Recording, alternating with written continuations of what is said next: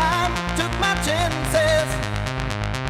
Went the distance, now I'm back on my feet. Just a man and his will to survive. Rising up, back on the street. Did my time, took my chances. Went the distance, now I'm back on my feet. Just a man and his will to survive. Rising up, back on the street. Did my time, took my chances. Went the distance, now I'm back on my feet. Just a man and his will to survive. So many times it happens too fast. You trade your passion for glory. They stack the odds, still we take to the street. Overkill with the skill to survive.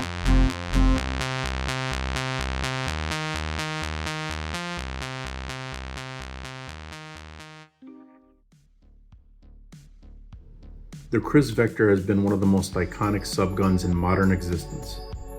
Name the video game or movie, and chances are the Kriss Vector has been featured. Its bizarre appearance and space-age cycling motion would make you think it's something out of a sci-fi movie. And in some cases, it's been used as a prop in one. The unconventional design aside, it's one of the more intriguing firearms built in the last half century. And it comes with its fair share of lovers and haters, which makes it all the more unique. One of the odd things about the Vector is that it comes in several variants. Anything from carbine-length rifles, braceless pistols, enhanced models of both, and a gazillion colors to choose from. It's easy to see that they sell a fairly good amount of these to the masses. The Vector's most unique attribute is its proprietary recoil mitigation system, known as the Kriss Super V. On just about any pistol or rifle, the action simply blows backwards and springs back forward. On the Vector, the bolt and carrier ride back and then under, then spring back up and forward. This downward motion of cycling reduces muzzle rise and it softens the recoil. To the semi-auto shooter, it may be more difficult to notice the difference. In full auto though, it's blatantly obvious. The Vector was initially introduced in .45 ACP, which is a little less controllable than 9mm at full auto.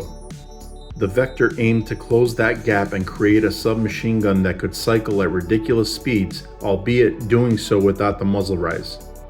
It's safe to say that it achieved that, and it still has one of the highest fire rates of any submachine gun in the modern age. Though the MP5 is still considered the gold standard for SMGs, its 9mm chambering has led many to try to replace it with bigger bore selections. Even HK tried and failed miserably to replace its own MP5 with the UMP45. But the constant bounce of the gun and heavy recoil led it to be more of a novelty rather than a practical option in the field. The Vector changed that to a certain extent. With the introduction of the Vector, it became possible to pursue a .45 ACP replacement for the MP5 again. The issue with the Vector and why it hasn't fulfilled that mission is mostly due to its ergonomics and reliability or lack thereof. Now what you're looking at here is what started as a Kriss Vector SDP. A few accessories and a tag stamp later, and it was converted into a proper Vector SBR. The ergonomics on the Vector, whether in rifle, pistol, or SBR format, have been somewhat of an Achilles heel. Whether it's the odd placement of the magazine release, the even odder location of the bolt release, or the insanely heavy to pull charging handle, it's had its share of shortcomings.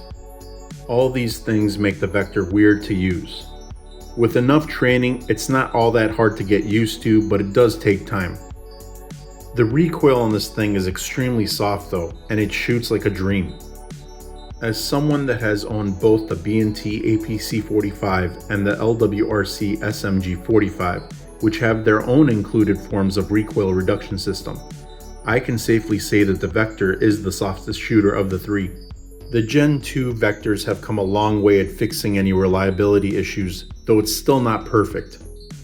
If you're using bad quality ammo, the Vector will let you know quickly and frequently. If you're the type that doesn't like to clean your gun after every couple hundred rounds, the Vector will let you know quickly and frequently. If you do your part, however, the Vector will do its part. It's extremely accurate, even out of this 5.5-inch barrel. In the SBR format is really where this Vector shines. Shoulder this thing and make it your PDW or home defense weapon, and it's nothing short of perfection. It's easily wieldable, can have 33 round mags to boot, and it gently taps you on the shoulder when firing as if to say, "Good job." The SDP comes with an upper that's built for buffer tube stocks or braces. Thankfully, Kriss has started selling the Gen 1 uppers with the hinge mechanism for folding stocks. Pair it up with a proper Kriss vertical foregrip, Vortex UH1 holographic sight, and a Crimson Trace light laser combo, and this thing is ready to go. Is it perfect? No. Is it fun to shoot? Absolutely. Is it worth your money? Yes, assuming you're willing to maintain it as described.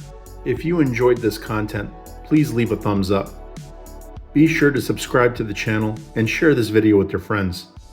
Until next time, stay safe and may God bless the Republic.